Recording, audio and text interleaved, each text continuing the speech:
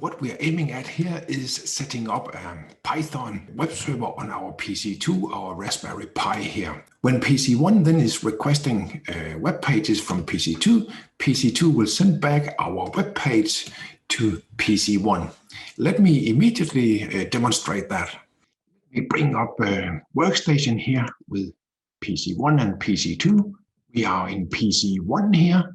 And on the Raspberry on PC2, I have already my web server, my Python web server running. So let me make a request from PC1 to PC2. I do that by opening the browser on PC1. And I'll type in the IP address of our web server and the port number 8000, where I know that my Python web server is listening. And here we have our test site. Every time I click the update button here, I get a new number down here. So this is a dynamic web page. What is happening here is that our PC2 is serving our web pages back to PC1 every time we click the update button. So I want you to work through the steps of setting up over on PC2 a Python program and the Python built-in HTTP server that will serve these web pages. So let us move over to our PC2. And we will start by creating a folder where we can put the files for our website. So I will get a directory that I will call my Python. I already have that directory, so that is why I get this error message. But you, when you do this, will create this my Python directory. Move into that directory, and in here I'll make a folder for my website. I also have that directory already. You will create it when you do this, and we will move into that directory. And here we are. If you look at the files in here, your directory should be empty, but I already have one file in there. Don't worry about it. We're going to create all the files in here for our website. I made some graphic that will show us what files we have to create. So I'll bring that up here now. We have created the MyPython, my test site folder. So this here is that folder. And you can see here that in here we have to put an index.html file. We have to put a style.css. And later on, we will also put a Python program called mytestsiteupdater.py to make it a Python file. Further on, we're going to use the Python program shown here as a file, and we're going to run the http.server module that is our HTTP server on the Raspberry here. But let us start by creating the index.html file as a simple static web page.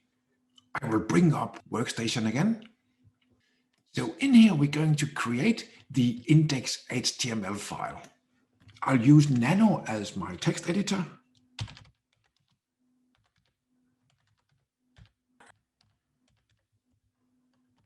Here we go, and we are in Nano. So here in our first version, we will make a static web page text that we'll put in here. So you'll have to type in this here into your index.html. Save that with Ctrl-O and Ctrl-X to exit. And let us list our files and see if we have what we expect. And we have our index.html there. And believe it or not, this is actually all it takes to set up our web server. We can already now serve our index.html page. We will fire up our Python program. The Python program, we will make that run our HTTP server module.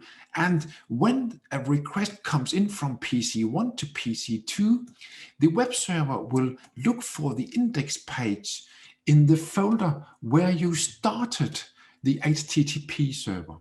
The HTTP server will fetch the page and serve it back to PC2. That is all it takes. So let's try that out.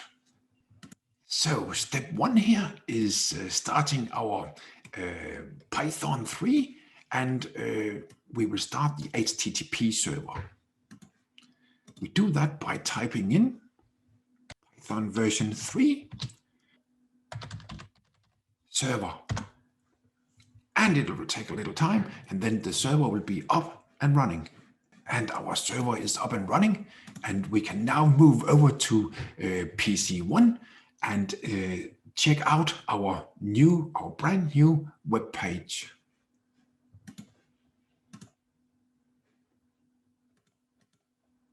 And there you have it. This is our page. There's no color formatting or anything. It's not dynamic. When I click update, I'll just get the same page served. So this is me requesting from PC1 to PC2 to the HTTP server run by Python, the index.html page. The server will send that back. And that is actually what we see over here. This is the page, the index page served back to us.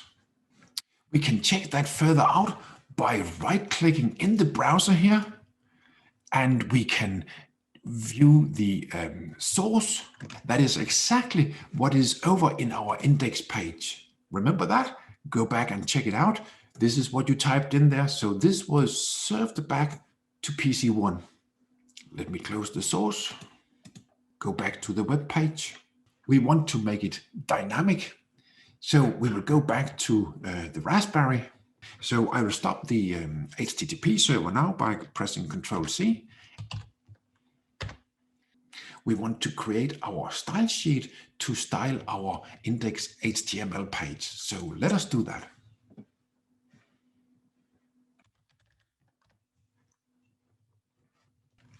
I already have the file, my styles. I've called it .backup. We will change that later to CSS, but it's a little trick for you here. In Nano, it's better to have it not called CSS, but because you won't have any color coding of your text in here. And some of the text disappears because it's in white on a white background. So what I'll do here is that my all over color on my web pages will be light gray. The heading 1 texts will be violet, and the paragraph parts of text will be green. Maybe not the best choice, but this is what I'm going with.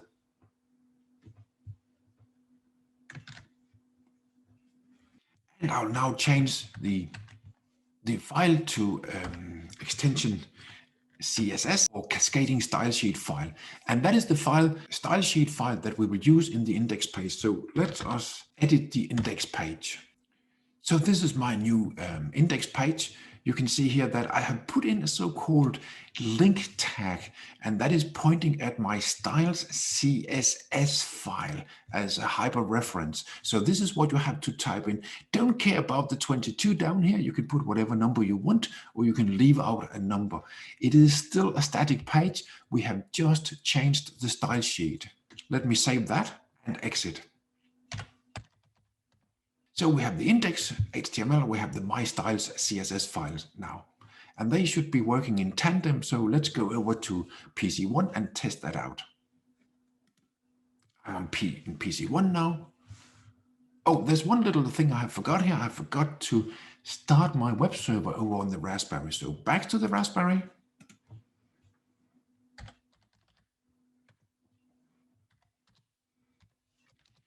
-m http.myserver, and here we go. And the server is running, so let's move over to our PC1 here. And when I refresh the page, we should see the color coding. And sure enough, here we have the nice color coding. I'll move back to the Raspberry, stop the server again.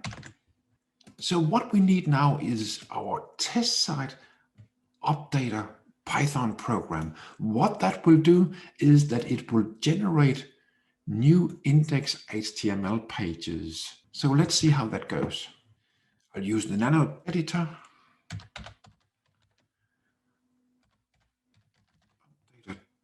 .py.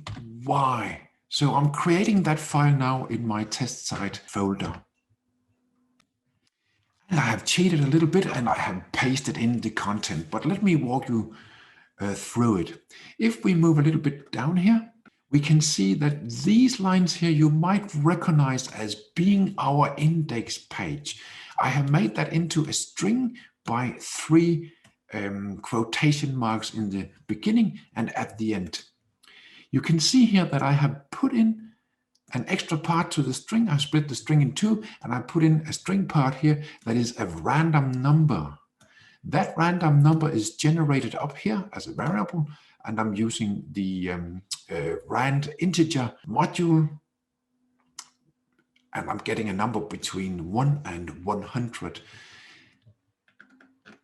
Down here I have a timer, and it's set to 1 second. So this loop here that I have here, the while loop, will be run forever, and it will pause and generate a new number every second, putting in a new number every second into this string here. This string here is served into the index.html page, and that happens down here every second.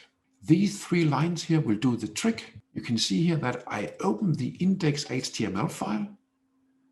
I then write the text into it, and I then close the file. So that is all there is to it. My little program here will every second send a new content over to the index.html. So this is a primitive way of making a dynamic page. I'll save that, Control O, Control X. Let's see the files that we have. Now we will make Python 3 run the test site updater. I will actually open a new terminal to do that.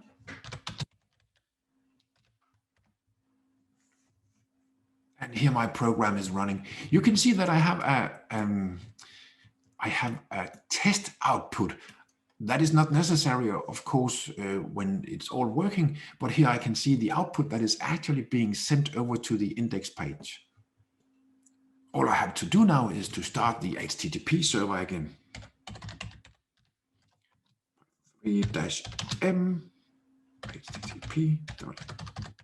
Remember that the server will be serving the pages in the same folder, in this case the my test site folder, as where it is started. I am starting it in my test site, the server here, and it will take the index.html in the same folder, the same directory if you like.